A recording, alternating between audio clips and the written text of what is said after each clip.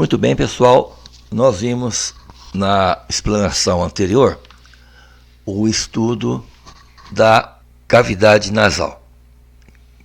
Hoje nós vamos falar sobre o estudo especial da faringe. Então, nós vimos o nariz, a cavidade nasal, vamos ver agora a faringe. E a faringe, ela é uma porção do sistema respiratório que também faz parte do sistema digestório. Então vejamos. Então nós temos aqui a faringe, que é toda esta região aqui, compreende a faringe. Daqui para baixo já é o esôfago. Então o alimento, quando ele é deglutido, ele passa aqui pelo istmo da garganta, vem aqui para a faringe, a língua na deglutição ela vem para trás, a epiglote vai fechar aqui a glote e o alimento vai direto para o esôfago. Então o alimento ele não cai aqui nas vias aéreas, porque a epiglote ela vai fechar aqui a glote. E na respiração, o que acontece? O ar passando aqui pelo nariz, cavidade nasal, ele vem para a faringe e da faringe ele vem aqui para a laringe. Então, ele penetra aqui, passando pela glote. Então, a faringe é um órgão que faz parte tanto do sistema respiratório, quanto também do sistema digestório.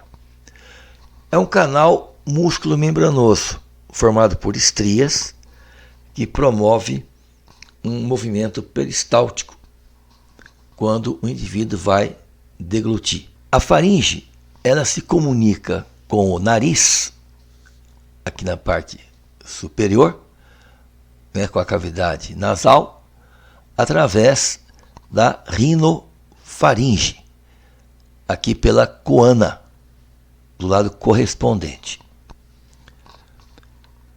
Pode ser chamado de rinofaringe ou nasofaringe. E com a boca, a faringe se comunica aqui através do istmo da garganta, e essa comunicação se denomina orofaringe. É a comunicação da boca com a faringe. A faringe, ela se comunica com a laringe através aqui da glote, numa região denominada de laringofaringe. Então nós temos aqui a rinofaringe, orofaringe e laringofaringe. A cavidade nasal, aqui a nasofaringe, em rosa. Em verde eu tenho aqui a orofaringe, a comunicação da boca com a faringe. E aqui embaixo nós temos a laringofaringe, que é a comunicação da faringe com a laringe, através de um espaço denominado glote. A faringe se comunicando aqui com o esôfago. Na faringe ocorre o chamado fenômeno da deglutição. Então, quando a gente faz a ingestão do alimento, ou seja, colocar o alimento dentro da cavidade bucal, então a gente mastiga esse alimento e a pessoa vai deglutir o alimento. Então, aqui está o alimento sendo então deglutido. Ao entrar na faringe, o próprio peso do alimento e a musculatura do pescoço movimentam esta cartilagem ímpar da laringe, que é a epiglote, movimenta para baixo. Então a epiglote, ela está aderida aqui à base da língua.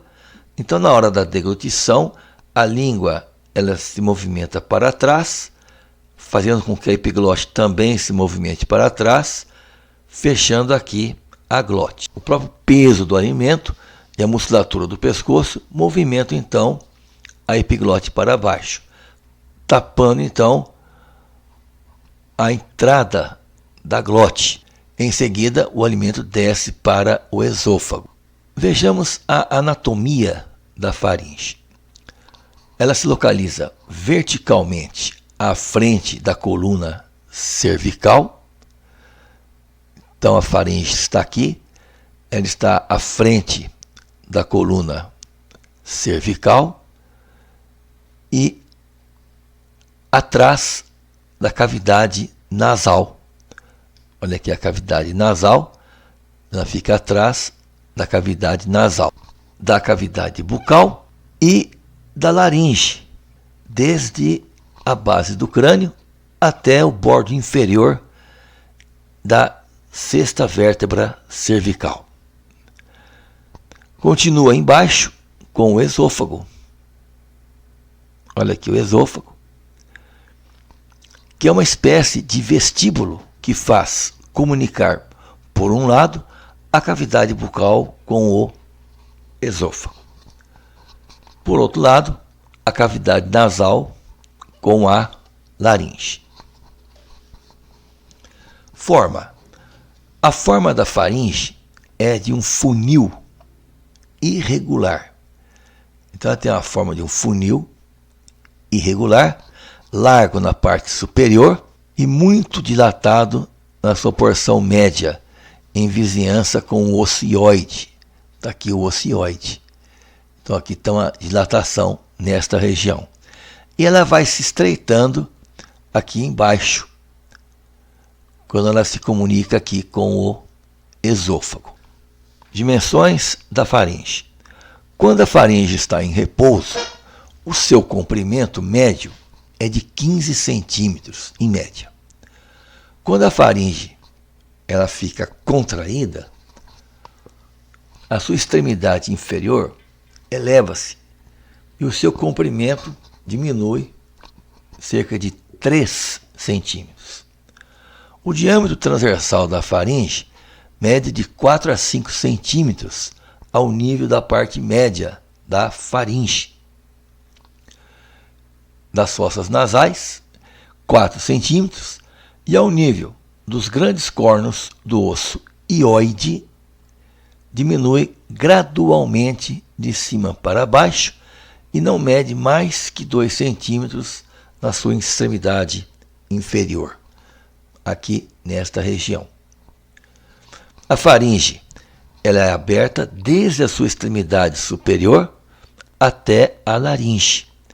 Então, nesta porção da sua extensão, que permite a passagem do ar no sistema respiratório, as paredes anterior e posterior encontram-se a 2 ou 3 centímetros uma da outra. Então aqui está a faringe. É necessário dizer que a faringe ela apresenta aqui na sua porção superior a tonsila faríngica. Então essa tonsila faríngica, quando ela se inflama, nós estamos diante da adenoide. E essa adenoide, essa inflamação vai fechar aqui a região da coana, impedindo que o ar inspirado pelo nariz passe da coana para a faringe. Então o indivíduo torna-se um respirador bucal, interferindo então no esqueleto facial e também na dentição. Então vai haver uma atresia da maxila, mordida cruzada e uma diminuição dos seios da face, que vai dar a esse indivíduo aquele ar característico do respirador bucal. Configuração exterior e suas relações. Distingue-se na faringe uma face posterior, está aqui, 2 faces laterais, estão aqui as faces laterais da faringe,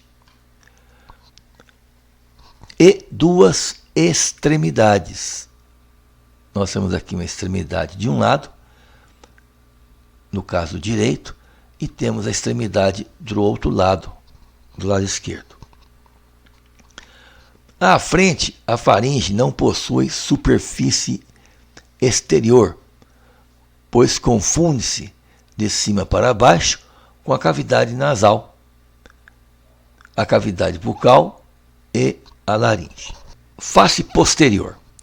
Então essa face posterior praticamente é plana. Tá aqui. Continua-se de cada lado com as faces laterais, formando dois ângulos suaves.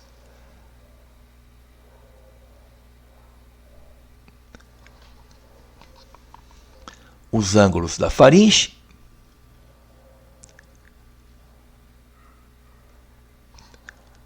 a aresta suave desses ângulos marca o limite entre a face posterior e a face lateral correspondente.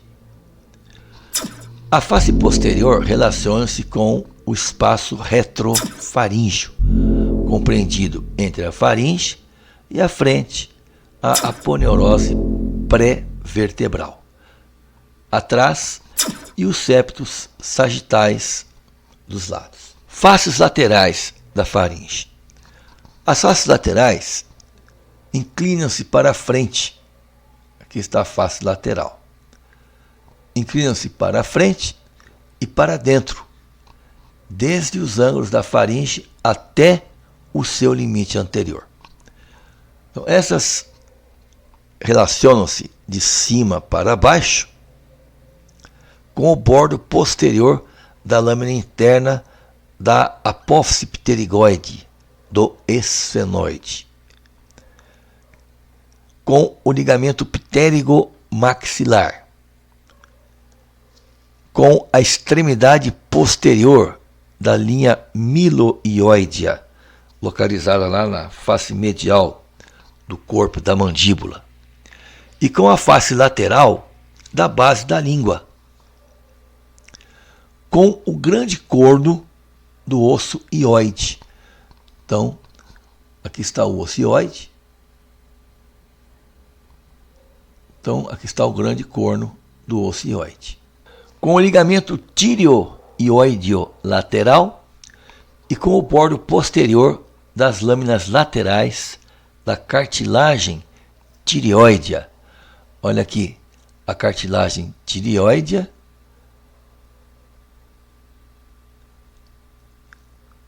e o bordo posterior das lâminas laterais desta cartilagem. E com a porção lateral da placa cricotireoidea. Então aqui está a cartilagem cricoide. Então aqui está a porção lateral desta cartilagem. Então a laringe, ela tem como cartilagens ímpares a epiglote, que fecha a glote. Temos aqui esta cartilagem, que é a cartilagem tireoidea, que é o relevo, né? Essa porção aqui anterior. E aqui embaixo nós temos a cartilagem cricoide. Entre a tireoide e a cricoide, nós temos aqui o ligamento cricotireoideo. Extremidade superior. Então a faringe está fixa à base do crânio pela sua extremidade superior, que é esta região aqui. A linha de inserção apresenta uma porção média e duas porções laterais. Porção média e laterais. A porção média, curva, côncava à frente, vai de uma espinha do senoide a outra, passando pelo tubérculo faríngeo do occipital, que é um tubérculo que se localiza aqui na porção média do osso. E dos lados, imediatamente à frente dos orifícios carotídeos do rochedo, do osso temporal. por onde passa a carótida interna. As porções laterais dessa linha de inserção, oblíquas para a frente e para dentro, estende-se ao longo da goteira escenopetrosa da base do crânio, da espinha do osso esfenoide à extremidade superior da asa interna das apófises ou processos pterigoides. A extremidade inferior, nós temos aqui a extremidade inferior da faringe, que corresponde à frente ao bordo inferior da cartilagem cricotireoidea da laringe e atrás ao bordo inferior da C6, da sexta vértebra cervical. Então aqui eu tenho a porção superior da faringe, que é onde se localiza aqui na sua porção anterior a tonsila faríngica, que quando inflamada recebe a denominação de adenoide, e inferiormente nós temos aqui a região da cartilagem cricoide e aqui a sexta vértebra cervical. A camada circular externa de músculos faríngeos consiste em 3 músculos denominados de músculos constritores da faringe. Nós temos o músculo superior, médio e inferior. Então nós temos aqui constritor superior da faringe, que é esse músculo. Nós temos esse aqui, que é o constritor médio da faringe. E aqui o constritor inferior da faringe, que é esse maior aqui. Os músculos longitudinais internos são o palatofaríngeo. Então aqui está o palatofaríngeo, que tem origem no palato e vem aqui se inserir na faringe. Estilofaríngeo, que é este músculo aqui, que tem origem lá no processo estiloide do osso temporal. E o salpingofaríngeo. Então, salpingofaríngeo, que é este músculo aqui atrás. Esses músculos elevam, encurtam e alargam a faringe e a laringe durante a deglutição e a fala. Vascularização da faringe. A irrigação arterial da faringe, que é realizada pelos seguintes vasos: artéria tireoidea inferior. Então aqui está a artéria tireoidea inferior, artéria tireoidea superior,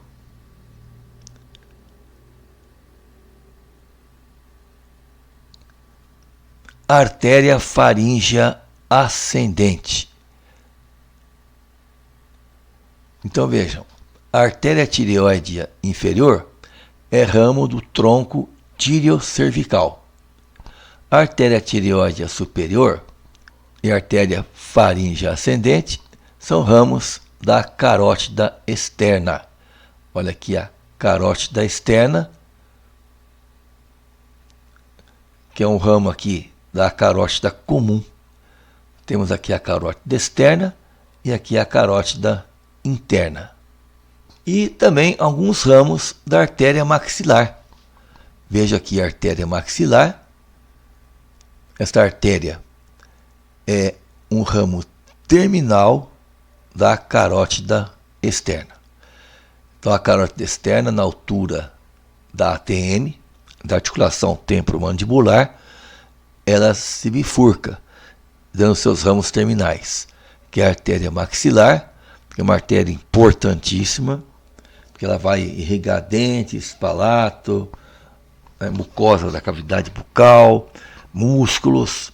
É uma artéria muito importante. E aqui nós temos um outro ramo terminal, que é a artéria temporal superficial. A drenagem venosa da faringe, então veja aqui, essa drenagem venosa, são inúmeros vasos venosos, geralmente as veias, elas são mais numerosas que as artérias, e também ocorre uma variação muito grande nesses vasos venosos. Então, a drenagem venosa da faringe, nós temos os seguintes vasos: as veias faríngeas, tireoide superior, então está aqui, tireoide superior, a tireoide média, veia tireoide média, que faz a sua drenagem para a veia jugular interna. Olha aqui, a veia jugular interna. E a veia tireoide inferior, que drena para a veia braquiocefálica. Então nós temos aqui a drenagem venosa da faringe, que é realizada pelas veias principais, tireoide superior, tireoide média e tireoide inferior. A drenagem linfática da faringe é realizada pelos linfonodos intermediários. Olha aqui, linfonodos intermediários, pequenos linfonodos que ficam aqui na região posterior da faringe e lateral. Linfonodos retrofaríngeos, então aqui estão os linfonodos retrofaríngeos, são esses maiores, e o linfonodo júgulo-digástrico. O linfonodo júgulo-digástrico, que é um linfonodo bastante grande, que fica aqui junto à veia jugular interna. Então, esses linfonodos, eles drenam para os linfonodos justa-jugulares, que conduzirão para o ducto torácico ou para o ducto linfático direito, desaguando na veia subclávia. A inervação da faringe é motora, a maior parte sensitiva. Deriva do plexo nervoso faríngeo, e as fibras motoras do plexo são derivadas do nervo glossofaríngeo, nono par craniano, através de seu ramo ou ramos faríngeos. Veja aqui o plexo nervoso faríngeo, e nessa figura nós temos aqui o nervo glossofaríngeo, que vai inervar então aqui a faringe. Ele é um nervo misto, tem fibras sensitivas e fibras motoras. E com isto nós encerramos o estudo especial da faringe.